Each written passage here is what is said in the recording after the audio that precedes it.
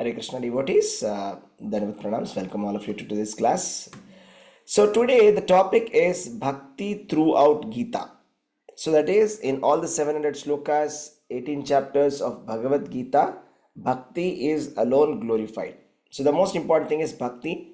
So we will see today in the chapter number 11, verse number 54. Okay, so what is Krishna speaking about Bhakti? Would anybody like to read this?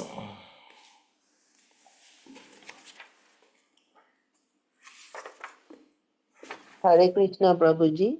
Yes, Mataji, please go ahead. Bhagavad-gītā 11.54 Bhaktya tvananyaya shakya ahamevam vidhorjuna jñātum drashtum cha tatvena praveshtum cha parantapa. Translation by His Divine Grace, Srila Prabhupada ki Jai. My dear Arjuna, only by divided devotional service can I be understood as I am, standing before you, and can thus be seen directly. Only in this way can you enter into the mysteries of my understanding.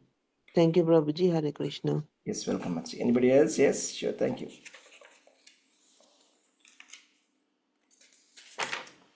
Anybody would Hare like to read Krishna this? Prabhuji. Yeah, please go ahead. Bhaktya tvananyaya shakyahamevam vidorjuna jñātum drashtum cha tatvena praveshtum cha parantapa. Translation Srila Prabhupada ki Jai. My dear Arjuna, only by undivided devotional service can I be understood as I am, standing before you, and can thus be seen directly. Only in this way can you enter into the mysteries of my understanding. Thank you very much, Prabhu. Hare Krishna. Thank you, Mataji. Hare Krishna. Bhaktya tu ananyaya shakya. Bhaktya tu ananyaya shakya. So it is only by ananya bhakti, shakya means possible. Only through ananya bhakti or undivided devotional service, aham evam vidahu. Aham evam viduhu. Vidu means we can understand. That means we can understand Krishna. He's talking to Arjuna and saying Krishna or God can be understood only by undivided devotional service. That's called ananya bhakti. And then what happens next? Jñātum drashtum cha tatvena.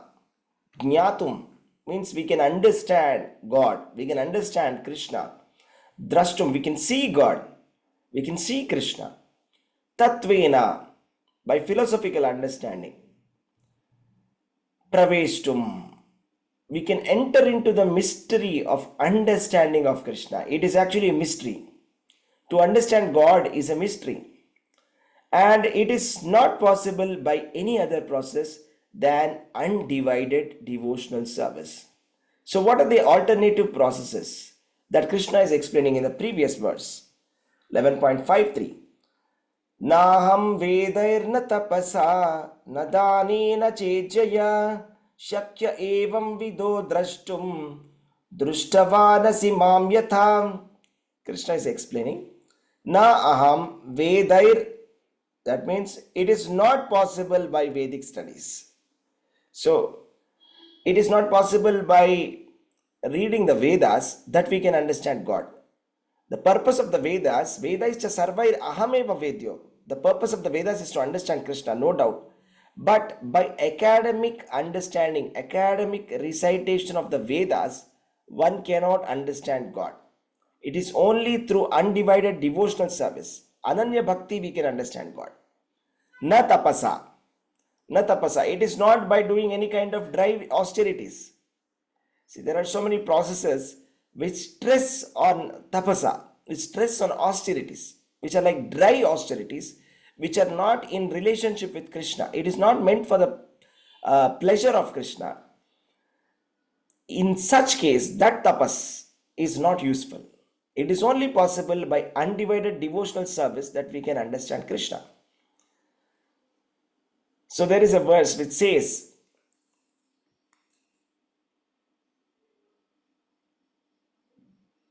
So it is saying that, if you are not worshipping Krishna, what is the use of tapas? If you are worshipping Krishna, what is the use of tapas? Right? So, tapasa tapa kim. So, na aradhyate yadi harim tapasa tapa kim, na aradhyate yadi harim tapasa tapa kim. That means, if you are worshipping Krishna already, then tapasa tapa kim. What is the use of the austerity? Na aradhyate yadi harim. If we are not worshipping Krishna, tapasa tapa kim. What is the use of tapasya? The purpose of tapasya is that we should be able to understand Krishna. We should be able to come to undivided devotional service. The point here is, somehow or the other, we have to come to this final point of undivided devotional service. Or it is not by some kind of tapasya that, I will very strictly control my senses and I will just sit, I will not talk, I will do Mauna Vrata and I will meditate. This is not possible. This is not the process of Krishna consciousness. And then nadanena, it is not possible by charitable activities or just merely being a morally good person. That is not enough to understand Krishna. It is only possible by undivided devotional service. Ananyaya bhaktya, only then we can understand God. Not by just being a apparently dharmic person. That is not possible. Krishna is saying, nadanena, na cha ejaya, na chejaya. That means not even by performing various Vedic rituals like fire sacrifices. There are so many Vedic rituals which are given in the Karma Kanda. Even if we are performing all of that Vedic rituals also, we may not understand Krishna. We may not enter into the secrets or mysteries of understanding Krishna. We may not see Krishna. We may not understand him. We may not understand anything about Krishna at all. See, that's what is happening. For a lot of people, Krishna is merely a strategic person or a great personality or some kind of a demigod, one of the demigods. They are not able to understand Krishna because they are taking to the mundane processes of understanding Krishna by trying to do the Vedic studies in academically, and then by trying to do some kind of artificial austerities to control the senses, and try to do some kind of charitable activities, and try to do some fire sacrifices, etc., or some kind of Vedic rituals. But Krishna is saying, na aham vedair na danena, na aham vedair na tapasa na danena na chejaya shakya. It is not possible by any of these processes. That is not the process. Drashtum drashtavanasi mam yatha. It is not possible to see Krishna by this. But then how is it possible? Bhaktya tu ananyaya shaktya. Only by the undivided devotional service. Ahameva vidorjuna. Can I be understood as I am standing before you? Jnatum drashtum cha tatvena. Only in this way you can enter into the mysteries of my understanding. So, therefore, it is so crystal clear here. Right? It is not possible by doing any other kind of processes. So we have to do bhakti. So that's what Rupa Goswami is saying. Rupa Goswami Prabhupada is saying, Anyabhilashita shunyam jnana karmadi anavritam anukulyena krishnanushulanam bhaktiruttama.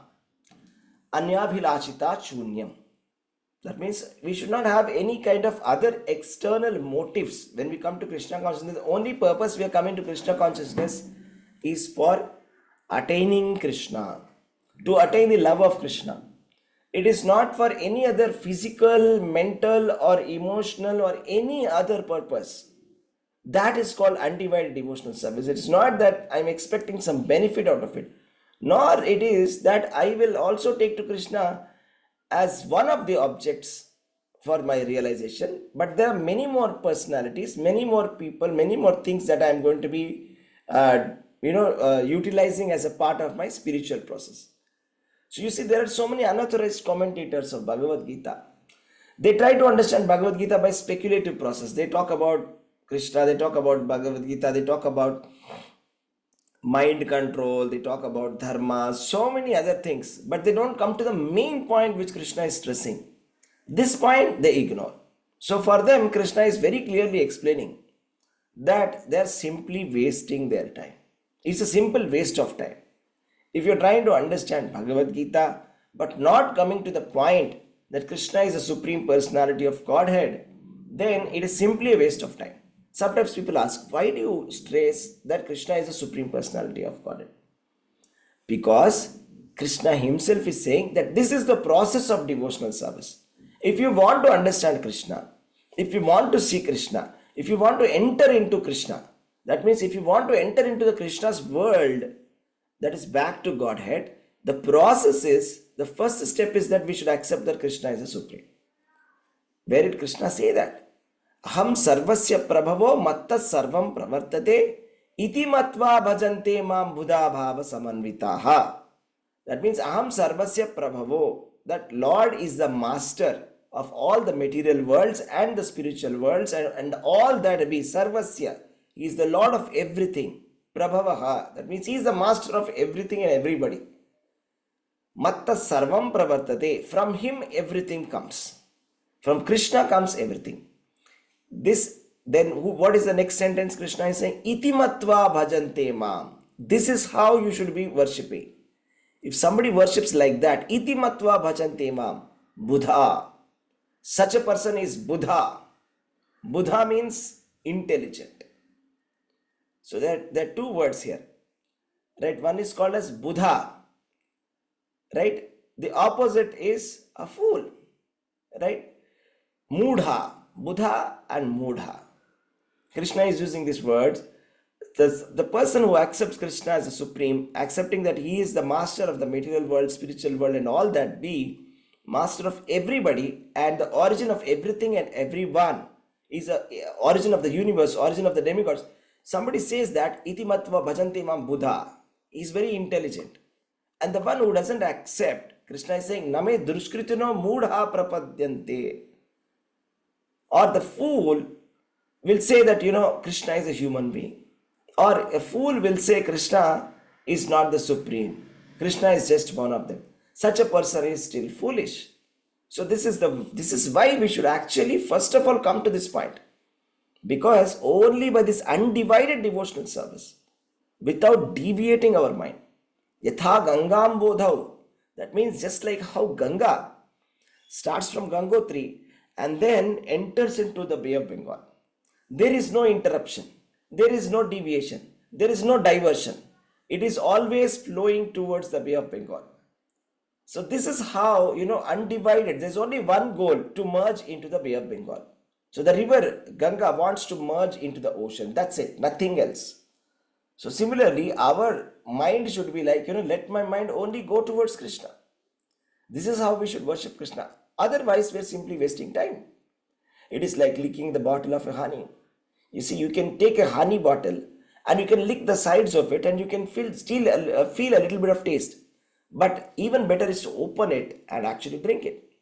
Then you get the actual taste of it. Similarly, the superficial understanding of the Bhagavad Gita, the reason why we say that, Bhagavad Gita, please do not attend these unauthorized commentators, stay away from them. Why do we say that? The reason why we say that is because these people do not come to this point. They do not come to this conclusion. So they follow the half-hen logic. Half-hen means they will accept the parts of which does not glorify the supremacy of Krishna. And the places where Krishna is saying, I am the Supreme Lord, they will reject it. So it is like taking a hen and trying to cut it into two pieces. I want only the piece which gives me the egg, not the piece which is feeding food to it. That's called the half-hen logic. So we should therefore stay away from these unauthorized commentaries and their unauthorized commentators, because they have not yet come to the proper conclusion. And if somebody has not come to a proper conclusion, how can they convince the others? How can they explain Bhagavad Gita to others? Right? But still people have so many different kind of motives of reading Bhagavad Gita, teaching Bhagavad Gita, and they try to manufacture their own philosophy and they try to push their philosophy through Bhagavad Gita. But in fact, if you actually read Bhagavad Gita, there is no possibility that, anybody can try to manufacture anything other than pure devotional service. This one single verse alone is enough, where Krishna, in this verse and the previous verse, saying very clearly, It's not possible by any Vedic rituals. It's not possible by any kind of charitable activities. It is not possible by any kind of austerities. It is not possible that, I will sit down and do strict austerities and then Krishna will come into my control. It is not possible like that at all.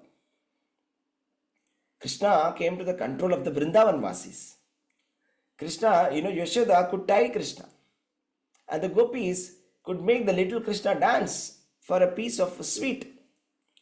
And Krishna used to go stealing butter from one house to the other. And the Pandavas, Krishna never used to leave Hastinapura. And the people of Dwaraka Vasis, they used to complain that Krishna, why don't you come back? Why are you always staying in Hastinapura with the Pandavas?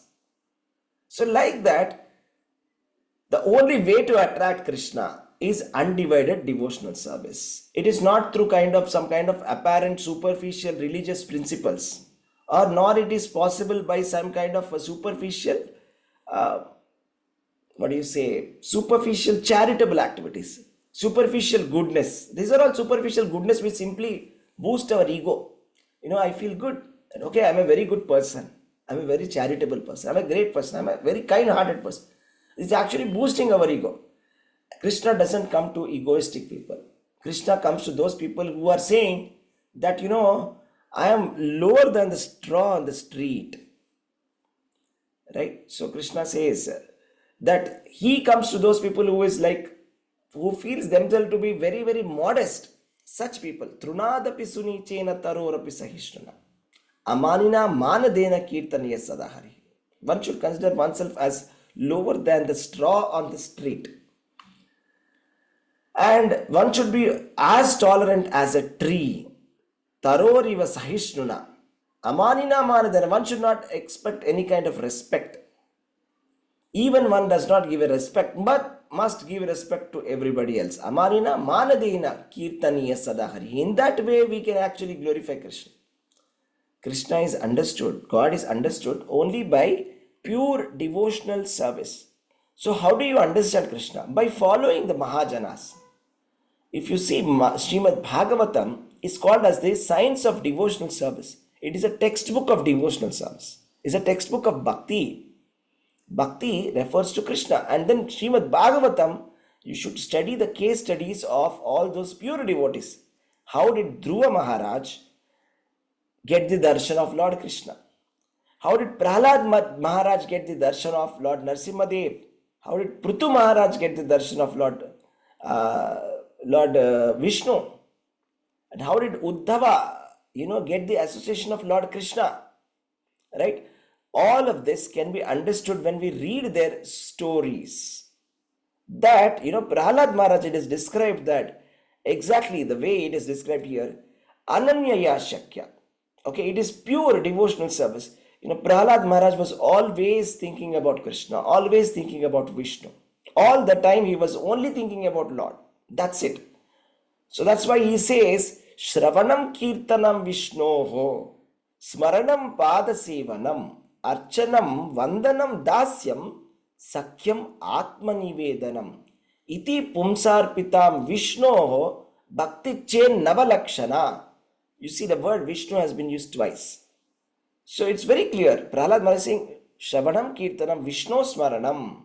By doing the hearing, chanting and all the other 9 processes of devotional service, one can understand about these mysteries. Otherwise, simply by enrolling ourselves into some Vedic study class, right, or by philosophical speculation, okay, try to make some logical analysis.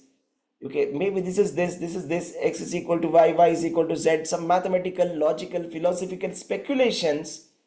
They may be very good. Maybe we can get some good audience. Maybe we can write some nice books and people may praise us, but we can never attain Krishna by trying to cherry pick some verses and trying to force fit our philosophy.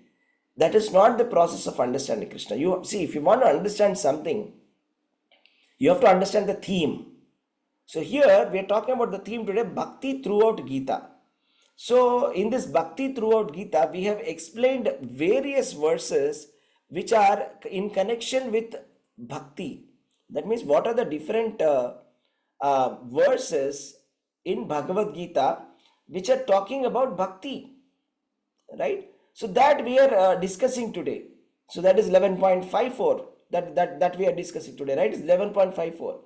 And then we have 10.8, 10.9, 10.10, 10.11, which I've been discussing for the last 4 days. There is a Chatushloki Bhagavad Gita. And then we discussed about the 9.22, 9.29, 9.34, so many verses, all of them. I mean, for almost the next 15 to 20 days, we are going through this theme called Bhakti throughout Gita. So you please make a note of all these verses. I mean, just to clarify that, throughout Bhagavad Gita, there is no confusion. Krishna is not saying that, you can go back to Godhead by doing Karma Kanda or by doing some kind of any other Jnana Marga or any other Marga. Only by pure devotional service. That is, whatever like Rupa Goswami is saying, Ananyaya Bhaktya, without any kind of deviation. There should not be even deviation for a moment also. So then what about all the kind of Vedic rituals that are given in the Vedas? What about them? How do we understand? Should we continue that or not? See, the purpose of all the Vedic literature, all the Vedic rituals, all the fire sacrifices, all the charities, all the kind of philosophical speculation is to come to this point. Come to this conclusion. Vasudeva Sarvamiti. Once you come to that conclusion, there is no need to perform all of them. It is no need. Once you have come to the higher stage, you don't go to the lower stage. They are the lower processes given in the Vedas, which are enabling us to come to the higher process, to come to a certain stage. That is the final stage. That is the Bhakti Yoga, to come to the final platform, which helps you to come to the Brahman platform. If somebody wants to come to the Brahmabhuta stage, or if one wants a pure devotional service, which is the stage after that, the prerequisite is that we have to do Ananyaya Bhaktya. Mamchayo vyabhicharena bhakti yogena sevate sagunan samatityaitan brahma bhuyaya kalpate.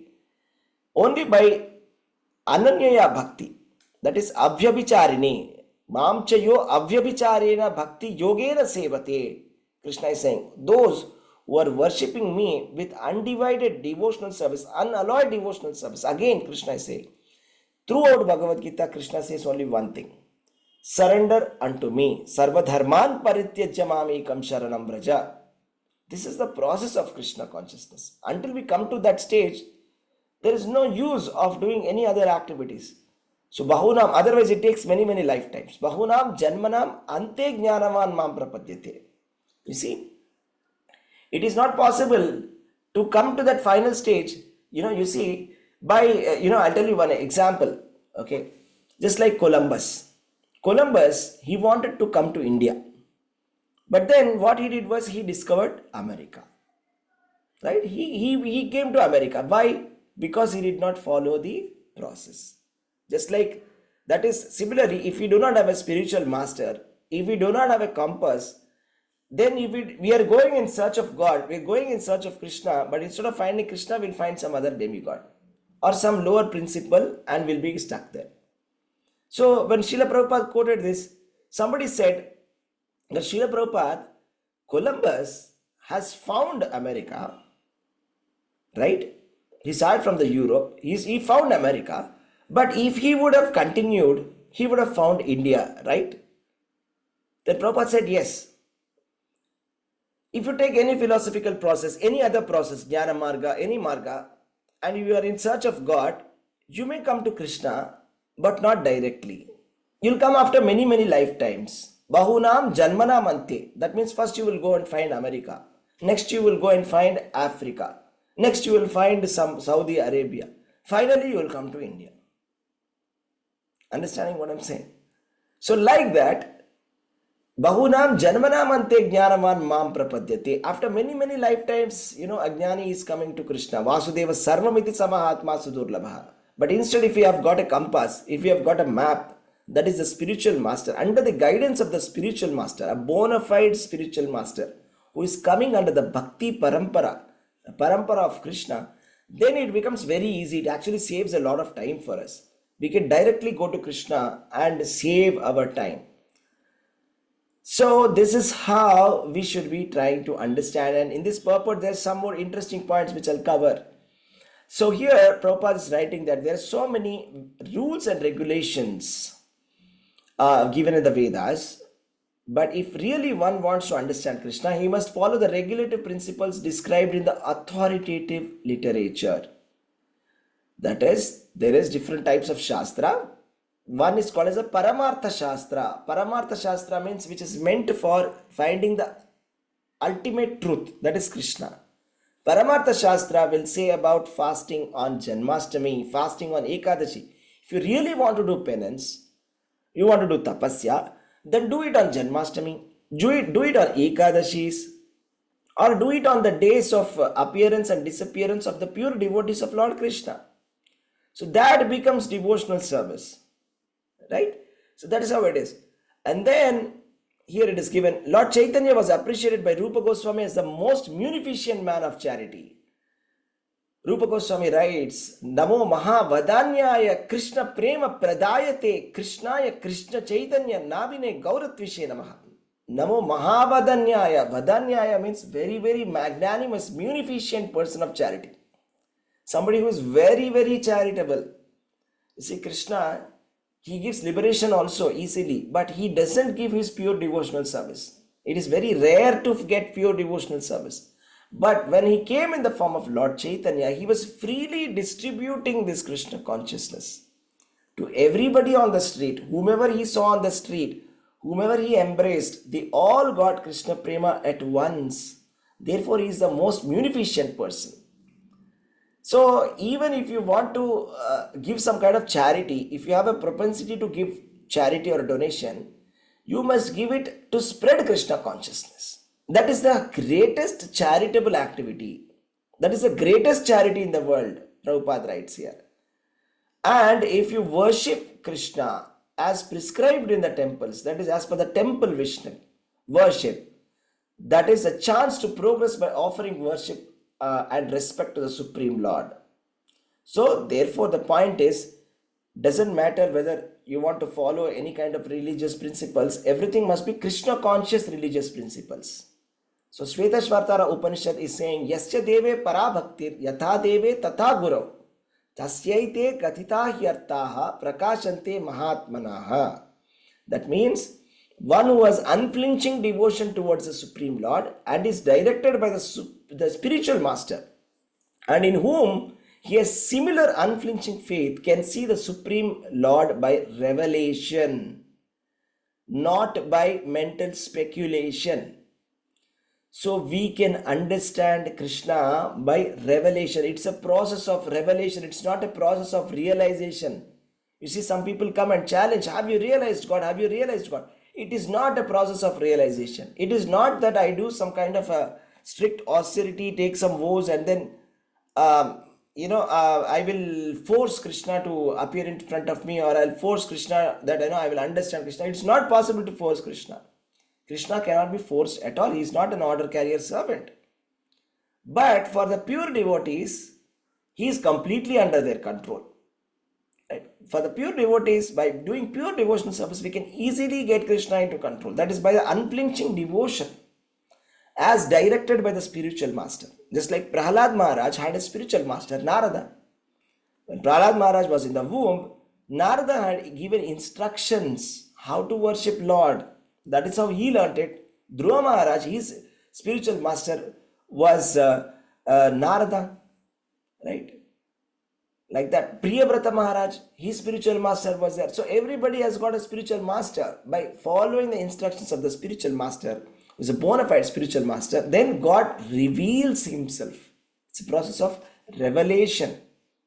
Right? So revelation. So when we take a step towards Krishna, Krishna takes a step towards us. When we take another step towards Krishna, Krishna will put another step towards us. So that is how it basically works. So it is not only possible by your effort, there should be mercy from the Supreme Lord as well. By the process of revelation, by the mercy of the Guru, we can understand Krishna. So here it is said here, the personal forms of Krishna are two. That is the two-handed form of Krishna and the four-handed form of Krishna. These two forms are called as Sududarshanam. Sududarshanam. Durdarshanam is very difficult to see. It is not possible to see Krishna. You see, you may be able to see the Virat Rupa, the universal form. You see, those people who are neophytes, who are not pure devotees of the Lord, they are recommended to worship the universal form of Krishna, because that is a material form of Krishna. When they see the universal form of Krishna, they come to one level and they get purified to some extent. But the pure devotees who are ready to accept that God has got a form, God has got an original form. It's not a manufactured, speculative, temporary form. It is not a form that was formed when the creation is there, it is there. When there is no creation, there is no form. There is no form of Krishna. No, there is no form. Material form is gone, no doubt. But Krishna's form is Satchit Ananda Vigraha. That Satchit Ananda Vigraha, Sat means eternity. It is always there. For eternity, that form is there. This 200 form of Krishna, the 400 form of Narayana are eternal and transcendental. Whereas the universal form, it is not transcendental. Therefore, it is suggested for the devotees that they worship the 200 form of the Krishna, the 400 form of Lord Narayana. But those who are impersonalists, who are not devotees, they are recommended to worship the universal form of Krishna, because they do not have the faith in the 400 form. They have not come to that stage where they can actually worship this 400 form. Because to worship the 400 form, to worship this personal form, 200 form, there must be certain kind of purity that should be there in the person. So, but for a person who has not even accepted the form of the Lord, is considered in the Vedic Shastras as an impure person. Actually, the Shastra says anybody who rejects the Satchidananda form of the Lord, that is the 200 form of Vishnu, 200 form of Krishna, or the 400 form of Vishnu, is supposed to be banished from all kinds of Vedic rituals. And such a person should not be completely, banished from all the Vedic rituals, because he is in an impure state, because he is actually not accepted the transcendental form of the Lord. Right? So you see, when Lord shown the universal form, this is 11th chapter, universal form. When Arjuna requested, you show me that cosmic form in which you are maintaining the universe, Lord showed his universal form first, and then he showed his 400 form, which is the eternal transcendental form. And then finally he came to his 200 form, which is the original form of Lord. Right? So while these two forms are like the original forms of the Lord, now Krishna is the source or the origin. Right? So Ishvara Parama Krishna Satchidananda Vigraha Anadir Adir Govindam Sarvakarana Karanam. He is the Sarvakarana Karana, or the Sarvakarana Karanam Anadir Adir Govindam. He is the origin. He has got no origin, but he is the origin for everything. So Krishna is not impersonal conception, right? So Krishna is not an impersonal person, right? Even Mahavishnu is actually, he is a plenary expansion of Krishna. It's given in the Brahma Samhita. Yasyaika nishvasita kala mathavalambya jivanti loma vilaja jagadandanatha Vishnur mahansa iha yasya kala vishesho govindam adi purusham tamaham bhajami. Brahma Samhita 5.48. So it is said that, Yasyaika nishvasita kala mathavalambya means Mahavishnu is taking breathing in and out. So by his inhalation and exhalation, from his pores of his skin, so many universes are coming. Jivanti loma vilaja jagadanda natha. All the Brahmandas, all the universes are emanating from his skin pores. When he is exhaling, when he is inhaling, all of them are coming back into him. Such Mahavishnu, who is so gigantic, that Mahavishnu, Vishnur Mahan Sa Iha Yasya Kala Vishesho. This Mahavishnu is Kala Vishesha. Govinda Madi Purusham Tamaham Bhajami. So he is Kala of Lord Krishna. This is Mahavishnu. Therefore I worship Govinda Krishna, the cause of all causes. Therefore, the conclusion is basically we should worship the personal form of Krishna as the supreme personality of Godhead, and this is the verdict of Bhagavad Gita. to worship the Satchit Ananda form of Lord Krishna without any deviation. So there is no provision here for deviating at all, not even for a moment. Forget about, saying that, okay, on Monday I'll worship somebody, Tuesday. No, not at all. Not even for a moment. Krishna is not accepting that. Not even for a second we should forget Krishna. Ananyaya Shakya. If you are serious about understanding Krishna, if you are serious about seeing Krishna, then the only process is this. Let us see some more things that are mentioned here in the purport. Prabhupada is quoting from Gopala Tapani Upanishad. Some people ask a question that, is Krishna mentioned in the Upanishads? Krishna is mentioned only in the Puranas. Here is the answer. Gopala Tapani Upanishad. An Upanishad dedicated to the supremacy of Krishna, which says, the first verse of Gopala Tapani Upanishad says, Satchidananda Rupaya Krishnaya Klishtakarine Namo Vedanta Vedyaya Gurave Buddhi Sakshine. Which means Satchidananda Rupaya Krishna Klishtakarine. Krishnaya Klishtakarine. That means I offer my respectful obeisances to Krishna, who is the Satchitananda, transcendental form of bliss, eternity and knowledge. Namo Vedanta Vedyaya. That means he can be understood by the Vedanta Vedyaya. Only by philosophical understanding, by understanding the Vedanta, we can understand Krishna. Otherwise, it is not possible to understand who is Krishna. Namo Vedanta Vedyaya. By understanding, and the understanding him means understanding the Vedas. If you understand Krishna, you understand everything. So it is said in the Vedas, Yasmin Tushte Jagat Tushtaha. And then if you know Krishna, you know everything. Right? So if you understand Krishna, you know everything. Understanding him means understanding the Vedas. Gurave, Buddhi Sakshine. Therefore, he is the supreme spiritual master.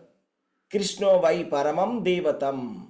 Gopala Tapani Upanishad. Krishno vai paramam daivatam. That means, parama means topmost. Daivatam means the supreme Lord. Krishna is a supreme personality of Godhead. Eko vasi sarvaga Krishna idyaha. That one Krishna is the supreme Lord and he is worshipable. So the only worshipable object in the universe is Krishna alone. And it says, Ekopisan Bahuda yo avabhati. Krishna is one, but he is manifested in unlimited forms of expanded incarnations. Gopal Tapani Upanishad. Krishna is only one, but from Krishna is coming Balaram. And then coming 400 form of the Vishnus. Right? First Krishna, next Balaram, next the Chaturvyuha, next another Chaturvyuha, from that the three Vishnus, like that, and all the other incarnations of Krishna, the self-same incarnations of Krishna. So he is expanding into unlimited forms and expanded incarnations, not to be again confused, because the unauthorized commentators again they try to deviate us by saying Krishna has expanded himself into the living entity, Krishna has expanded himself into the demigods. Not like that. They are also expansions, no doubt. Demigods and living entities are also expansions of Krishna, but they are not self-same expansions. They are external manifestations. Right? Like Krishna says, right? Bhumirapo nalo vayu kammono buddhirevacha ahamkara itiyamme bhinna prakriti rashtada. Bhinna prakriti. That is separated parts and parcels of Krishna. We are talking about the self-same parts and parcels of Krishna. So therefore, it is said here that Yatra Vatrinam Krishnakhyam Param Brahma Narakriti. The Supreme Lord is Krishna. He sometimes descends on this earth. So also Srimad Bhagavatam is saying, Ete chamsa kalapumsa Krishnastu Bhagavan Swayam. That, there are so many list of incarnations given in the Srimad Bhagavatam. Okay, these are the different incarnations of Lord Krishna. Like it starts with the Mahavishnus, the Purusha avatars, and then the 22 forms of Lord.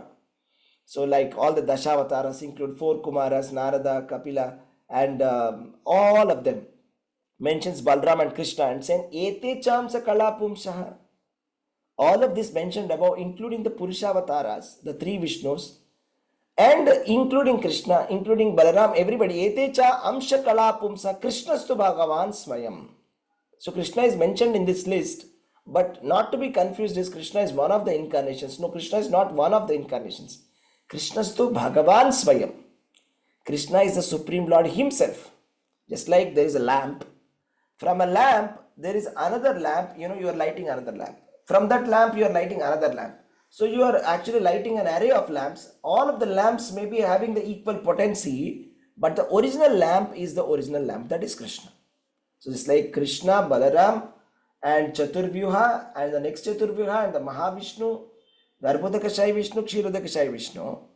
And all of these incarnations are his kala, that is plenary portions of Krishna. But the original candle, original lamp is Krishna. This is the point that we have to understand. Aham adirhi devana. Krishna said, I am the origin of all the demigods. So this is how we have to understand Krishna. So when we understand Krishna, what happens is we start to do devotional service unto him. The reason why we still have reservations is because we have some doubt in our mind. These doubts are like demons. These demons, Krishna is saying, must be killed. Anything that comes in between us and Krishna is a demon. So these are the doubts which are actually stopping us from worshipping Krishna wholeheartedly. So these doubts must be killed. So, but Arjuna was clear. He said, Param Brahma Param Dhamma Pavitram Paramam Bhavan. He said, I fully understand that you are the Supreme Lord, that you are the refuge of everything. Arjuna is very clear, right? Therefore, the universal form which Krishna showed to Arjuna is not the original form of the Lord. The original form is Krishna form. The universal form with thousands and thousands and thousands of hands and heads is to manifest, to draw the attention of those who have no love for God. It is not God's original form. See, for those people whom we have a difficulty in accepting, why are you saying Krishna is God? Why are you saying Krishna is God? Just please look at this photo, sir. Universal form. Yeah, the entire universe is coming from him. Yeah, Krishna is supreme. At least they're coming to a certain point with that. That's the idea. But it's not for the pure devotee. It's not attractive for the pure devotees. For the pure devotees who are exchanging transcendental love, it is the 200 form of the Lord. And Krishna is like the supreme Lord for them and the only worshipable object for them. And they are always engaged in the devotional service of Krishna like that. So, this is the way to understand devotees, how to understand. So, there's a very, very powerful verse, 11.54, which is explaining very clearly how to approach God, how to approach Lord Krishna, how to see him, how to worship him. All of that has been explained very, very clearly and very nicely, by Lord Krishna. There's no possibility. Somebody who reads Bhagavad Gita sincerely and try to understand it as a theme. It's not that, you should not cherry pick something and try to force fit some philosophy. That's not the process of understanding anything. That's a cheating process. It's just like this. Okay, let us say if some political leader is giving some kind of a message, or some parent is giving a message to the child, there may be 100 instructions that the parent may be giving, and there is a consistent repetition of certain message that, okay, you may be doing anything, but don't forget to do this, don't forget to do this, don't forget to do this, do this. Okay, you can do this also, but don't forget to do this. So there is a consistent theme, there's a consistent message. You should see what is the consistent message throughout Bhagavad Gita. What is Krishna trying to say throughout Gita? What is he trying to say? It's not that, I just cherry pick something, the non-devotees, they like to do this. They just take something, they scan somewhere and they go there and they get stuck there. And they start quoting it and they say, okay, here is it. That's not the way to understand any message at all. Right? So we have to understand the entire theme. What is it that Krishna is saying? What is Krishna saying? Krishna is saying, Ananya Shakti. The same thing. He's saying, by undivided devotional service to me, you can enter into me. Whether it be chapter number 8 or chapter number 6 or chapter number 5 or chapter number 7 or chapter number 8 or 9 or 10 or 11 or 12 or 13 or 14 or 15 or 16 or 17 or 18, he is saying the same thing. If we see the theme, for that we have to repeatedly read it. And how did we come to that conclusion? We have saved our time. Because we are following the bona fide spiritual master. We are following Srila Prabhupada and this Guru Parampara. We have saved a lot of time. Otherwise, it was very easy for us to cherry pick some words, cherry pick one phrase of Bhagavad Gita and try to make a speculative meaning out of it, and get into that, understand, oh, this is what Krishna is saying, this is what Krishna is saying. It's so easy to get lost, and all the entire lifetime is gone. So the lifetime is gone. Just like, Columbus going to America instead of India. That's what will happen if we don't have the proper guidance. Okay. So that's about it, dear devotees. Hare Krishna. Thank you very much for joining. Any questions or anything that you want to add, you can always add, please. Hare Krishna. Any questions or anything you can add? Hare Krishna.